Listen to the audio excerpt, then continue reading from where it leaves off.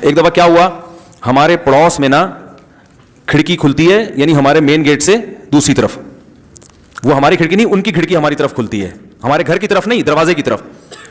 تو ادھر T V چل رہا تھا. اب ایک خاتون آئی, ان کی نظر کھڑکی بڑی فلم چل رہی ہے, یا ٹی وی چل رہا ہے یا کیا, واللہ عالم, اکثر فلمیں چل رہی ہوتی ہیں ٹی وی میں, ان کو اندازہ ہو گیا ٹی وی چل رہا ہے. اب وہ ہمارے گھر میں گھسی, ملنے کے لیے آئی تھی. اب وہ نا, اب ان کو یہ نہیں پتا کہ یہ 7 کمرہ ہمارا نہیں ہے, ہمارے پڑوسیوں کا ہے.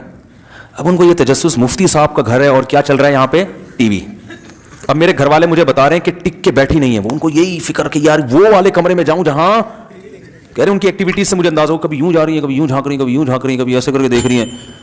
تو ہمارے گھر والے کہتے ہیں مجھے اندازہ ہو گیا جو پڑوسیوں کا ٹی وی ہے نا, اس سے ان کو غلط فہمی ہو رہی ہے, اور کیونکہ کمرے ساتھ ملے ہوئے ہیں تو یہ سمجھ رہی ہیں کہ مفتی صاحب کے گھر میں ادھر ممبر پہ بیٹھ کے ٹی وی کے خلاف تقریریں کرتے ہیں, اور گھر میں کیا چل رہا ہے, ٹی وی چل رہا ہے. تو گھر والوں نے بتا دیا کہ یہ جو آپ یوں کر رہی ہیں نا, یہ ان کا ٹی وی ہمارا نہیں ہے, دوبارہ جا کے اچھی طرح سے دیکھ لیں, ایسا نہ وہاں جا کے خبریں پھیلانا. تو بھائی اگر آپ کو گھر میں بلایا چائے کے لیے, چائے پیو, پتلی گلی سے نکلو, آپ جھانک جھانک کے یوں کرنا, یوں کرنا, یوں کرنا, کتنی گھٹیا حرکت ہے. یہ چل رہا ہے مارکیٹ میں, اور یہ اگر صفائی نہ ہوتی تو ان کو تو یہ ہو جانا تھا. تو ہمیں تو شریعت نے سکھایا ہے اچھا گمان. بس یہ ایک واقعہ سنا کے بیان ختم کرتا ہوں.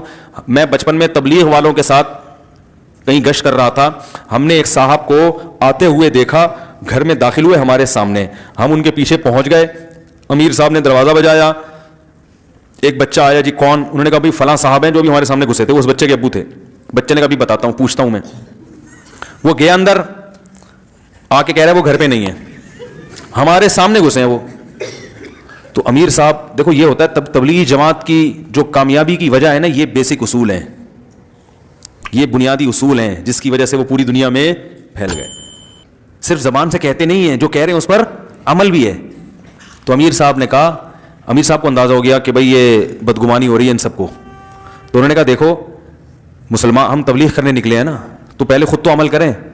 خود عمل میں کیا ہے کہ کسی کے خلاف بدگمانی, قرآن میں اللہ فرماتے ہیں مت کرو, اچھا محمل تلاش کرو. تو انہوں نے کہا وہ یہاں سے آئے ہیں, پیچھے بھی دروازہ ہے, جو میں اکثر بیان میں کہتا ہوں نا پتلی گلی, تو بھائی چوڑی گلی کے ساتھ پتلی گلی بھی تو ہوتی ہے نا.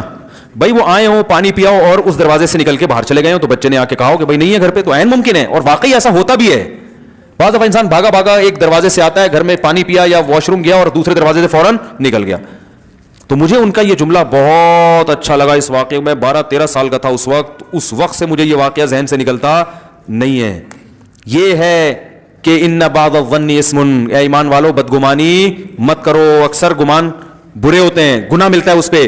اچھا محمل تلاش کرو بھائی, کہ ضروری تھوڑی جھوٹ بول رہا ہو, لیکن ہم کیا کرتے ہیں 99% امکان ہوتا ہے کہ سچ بول رہا ہے, لیکن 1% چانس ہوتا ہے جھوٹ بول رہا ہے. تو ہم کہتے ہیں چھوڑو ایک نمبر کا وہ جھوٹ, ابے ہمیں پتا ہے جھوٹ بول رہی ہے. جلیلی سوال کا جواب دے دیتے ہیں, بھائی میرے بھائی نے اپنی اہلیہ کو 3 طلاق دی, اب کہتے ہیں کہ حلالہ کر لیا, لیکن ہم نے کوئی تصدیق نہیں کی, کیا تصدیق کرانا ضروری ہے؟ بھائی دیکھو, ایک آدمی اگر اپنی بیوی کو 3 طلاقیں دیتا ہے, پہلی بات تو گناہ کرتا ہے, اکٹھی 3 طلاقیں دینا جائز نہیں ہے, لیکن طلاقیں واقع ہو جائیں گی. اس میں پورا مدلل ابھی کلپ بھی ریکارڈ کروانے والا ہوں انشاءاللہ. ایک چینل پہ ریکارڈ کروا چکا ہوں, مگر وہ چینل مشہور نہیں ہے تو کوئی سنتا ہی نہیں, دوبارہ سے ریکارڈ کرواؤں گا. میرے یہ علمی بیانات ہوتے, یہ جو میرے بیانات ہوتے ہیں نا, یہ واضح نصیحت ہے, اس پر کسی کے علم کو نہ پرکھا کریں آپ بیٹھ کے, سمجھ رہے ہو. جو میرے جو تحقیقی بیانات ہیں یا میری تحقیقی مقالے ہیں وہ الگ ہیں, اس کا اسٹائل بولو بھائی الگ ہوتا ہے. ان کو مقالے میرے پڑھیں آپ, ریسرچ پہ تحقیقی جو مقالے میں نے لکھے ہیں, اس کے بعد آپ فیصلہ کریں کہ قدوری پڑھانے کی طاقت ہے یا نہیں. ہو سکتا ہے میں بالکل قدوری بھی نہ پڑھا سکتا ہوں, لیکن آپ پہلے ریسرچ کر لیں, اس کے بعد آپ فیصلہ کریں. واضح و نصیحت والے بیانات سے نہیں پرکھا جاتا کسی کی علمیت کو, وہ تحقیقی میدان وہ الگ ہوتا ہے.